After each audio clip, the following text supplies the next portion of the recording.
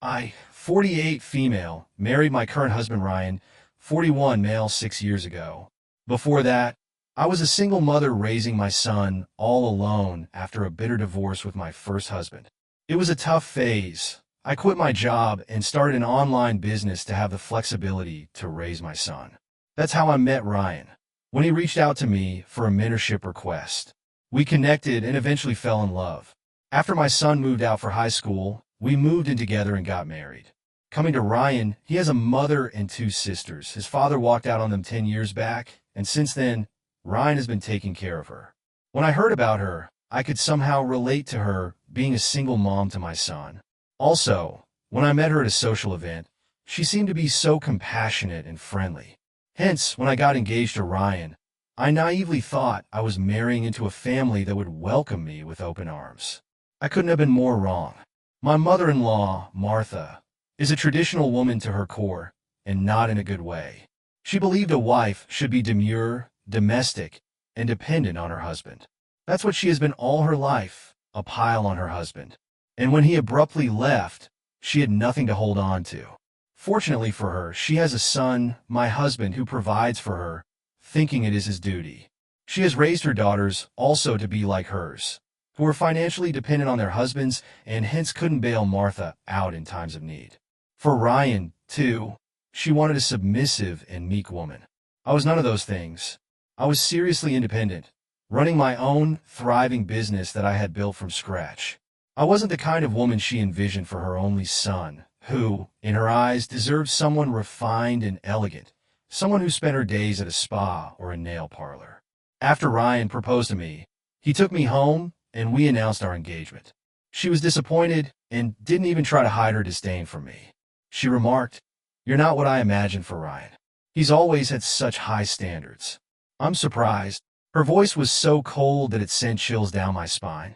I just smiled politely, not able to comprehend at that instant.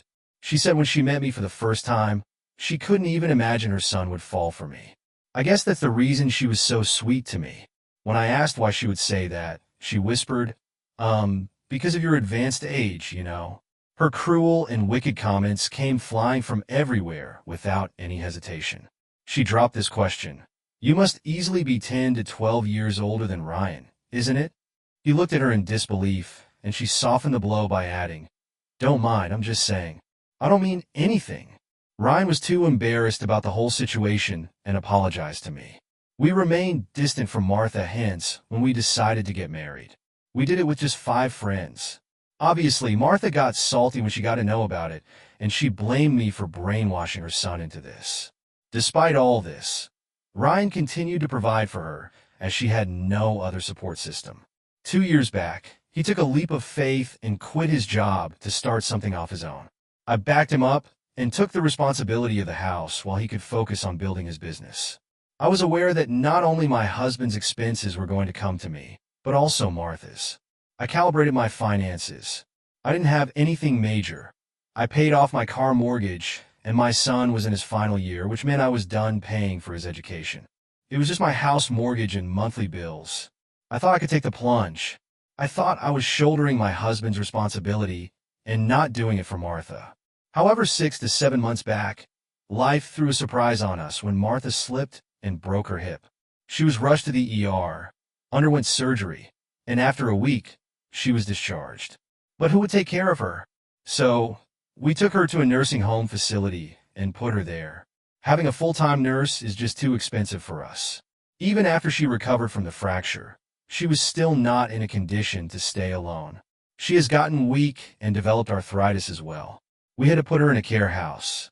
She was initially very sour about going there, but what choices did we have? Her daughters were too busy raising their children and taking care of their family. Ryan and I discussed our options. Moving her in with us was out of the question. She had made it clear she didn't want to live in our home, and frankly, I couldn't imagine the strain it would put on our marriage. So, a care house was the only feasible solution. It was an expensive arrangement, but I agreed to cover most of the costs. My business was doing well, and I wanted to support Ryan. Despite everything, I believe it was the right thing to do.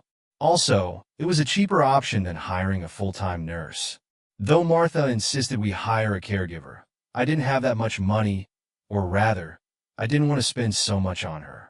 She didn't do anything to earn my respect. You see, lots of parents have this ritual of discomfort and disapproval of their children's choices and partners, which is acceptable. But pulling them down and disrespecting them in every instance is terrible. And eventually, the parents come along, thinking about their children's happiness.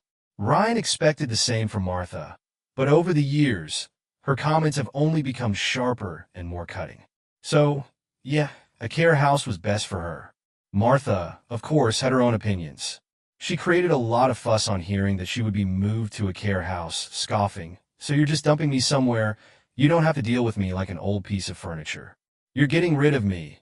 Your mother, the one who gave birth to you and raised you." I bit my tongue as I often did around her. Ryan assured her that she would come around once she settled in. And she did, but before that, she threw a lot of tantrums. The care house we chose for her was top-notch. She had a spacious room with a private bathroom, beautiful gardens, and caring staff. Ryan visited her regularly to check on her and see if she was comfortable. He would occasionally take her out, order her favorite meals, but no matter what he did, she remained ungrateful. She would often say things like, "You think this place impresses me? It's just a glorified prison." Her whining was not limited to Ryan. She would call up anyone and everyone to tell them how cruel her daughter-in-law was to shove her away in a care house. It wasn't that I cared what she or her daughters or anyone else thought about me, but it's certainly unpleasant to be at the receiving end of a hard blow every time. Fast forward to last month, there was an issue with my bank, and the payment to the care house didn't go through. I dropped by to give the check in person. I didn't intend to meet her.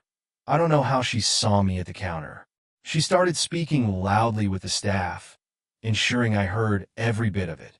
She was saying, "You know, my daughter-in-law is so unworthy of my son.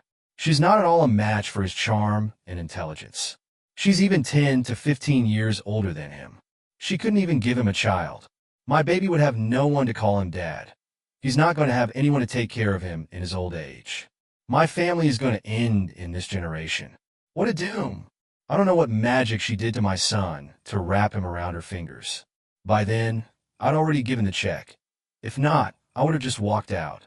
I didn't even turn back to see her, but I was sure she was barely 30 feet away. It was so embarrassing when the lady at the counter saw the patient's name and my application, and then turned aside to look at Martha. She had a discomforting look, but she remained in her character, and I also maintained a straight face, though I was tearing up inside. Martha went on to say how I was using Ryan and playing the perfect wife to hide my materialistic nature. I walked outside, trying to hold back tears. I knew how cruel she had always been, but listening to it firsthand, it felt so terrible. I sat inside my car and called Ryan. I told him I can't do this anymore. I've put up with his mother's disrespect for years, for I paid her a care, and she still treats me like I'm nothing. I won't keep sacrificing my dignity for someone who doesn't respect me.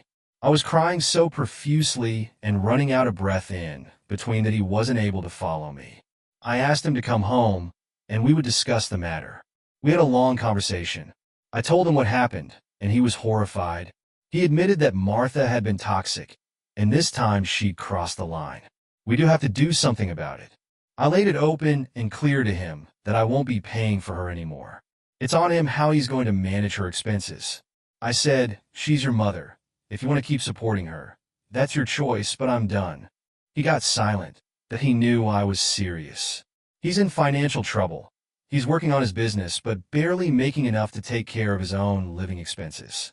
I said, "I'm ready to bury your bills, since you're my husband, and I want to support you, but I don't have any obligations towards your mother."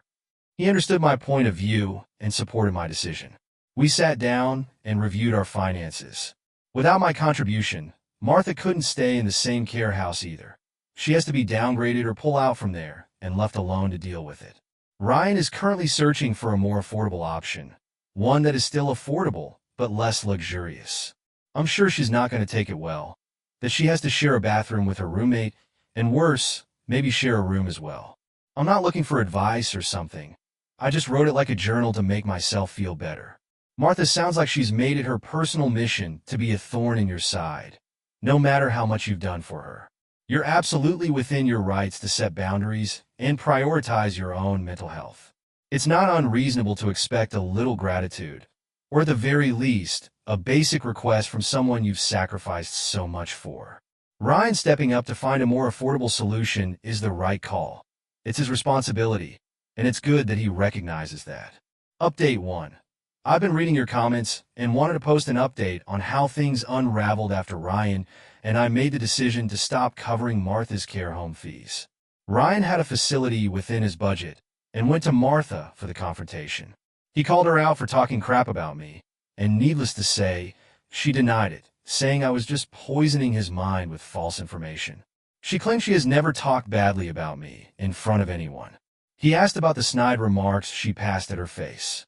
She shed fake tears and said those were just meant to be friendly jokes and nothing else.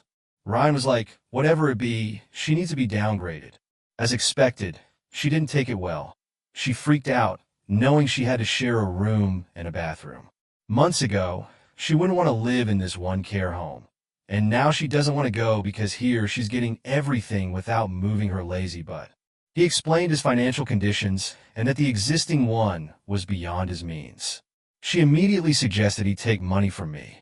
What a witch she is. One hand she resented me, and on the other, she shamelessly wants my money.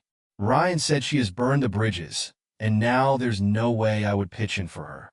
Predictably, she flew into a rage, accusing him of being an ungrateful son and a simp man who was a puppet for his wife. How could she stop there?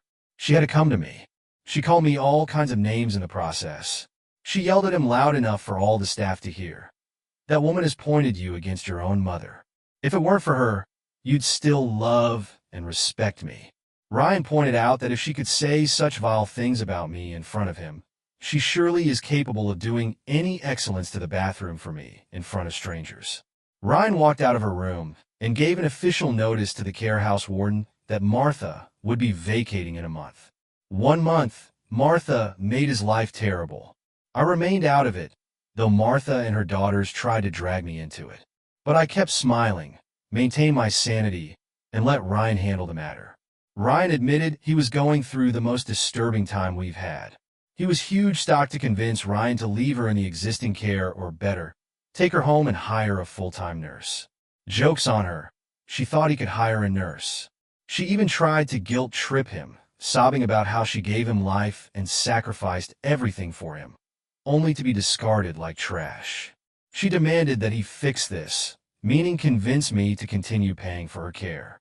He refused to be manipulated by any of her tricks. When none of these worked, Martha escalated things in the ugliest way. She began throwing tantrums at the carer's house, refused to eat, and even berated the staff. She even attempted to sabotage her own move by calling her daughters and extended family to rally them against Ryan and me. She asked them to convince Ryan and change his mind. Her daughters, of course, jumped in like saviors for their mother without thinking twice. They called Ryan, pressuring him to do the right thing and keep her in the original care house. He calmly told them, "Sorry, your mother too. Why don't you both consider contributing half of it, and we'll keep her where she wants to stay? You've been living off your husbands for years. It's time to keep up." They didn't earn and were dependent on their husbands financially, hence couldn't pitch in. Ryan suggested, if not financially, they both should take turns to become the primary caregiver for Martha. Neither of them responded well to that, saying that they had kids and a house to take care of. Ryan said, in that case, we also have our own life to deal with, so either they step up or keep shut. Obviously, they blamed me for everything, and I was the one pulling the strings. After a lot of gaslighting and guilt-tripping, they hung up, but none of them volunteered to pitch in. The matter got so chaotic when Martha refused to leave her existing room that the warden asked her to package her belongings as the date for her to vacate was approaching. She made such a scene that the staff had to intervene, and Ryan got a call to knock sense into her, but she refused to speak to him. We thought the storms had settled later that night, but she left dozens of voicemails, saying things like, "She's tearing apart her family, and you're choosing her over your own blood." What really struck a nerve with Ryan, though, was when she said, "I should have raised you to be more of a man, then you wouldn't let a woman control you like this." That was the moment Ryan decided he'd had enough. He replied that he was cutting her off, and from now on, she was on her own. Obviously, Martha lost her mind and called him all sorts of names under the sun, but he blocked her number for the first time in so many years. I saw him crying in despair. He realized how much he'd bent over backwards for her, only to have her treat him like a failure for not living up to her impossible expectations. He broke down, saying, "I've spent my whole life trying to make her happy, and it's never enough." I couldn't express my happiness to him, but I can see it there. I was over the moon. This was his best decision ever. I hugged him and confronted him. I'm just waiting for the 30 days to pass and for Martha to get kicked out of the care house. Call me cruel, but I want to see her rot in the government facility, or even worse, struggle at her house and fend for herself. Sorry, I can't feel bad for a woman who would go so far to humiliate others. Martha's antics at the care house and her refusal to leave really underscore how unwilling she is to take accountability.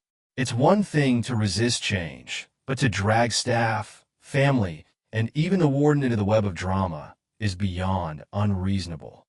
Saying that Ryan's being controlled by you is just a desperate attempt to hurt him and deflect from her own failings as a mother. Update 2. I had to write this update as how things were going, so satisfying for me after 1 month. Martha was asked to vacate a room after throwing all sorts of tantrums. She finally packed her stuff and went back to her house. She called up her daughters for help. They panicked after Ryan backed out. The financial burden now fell squarely on their shoulders. Both of them tried to convince Martha to behave and patch things up with Ryan, but she refused. She told him, "I don't need him."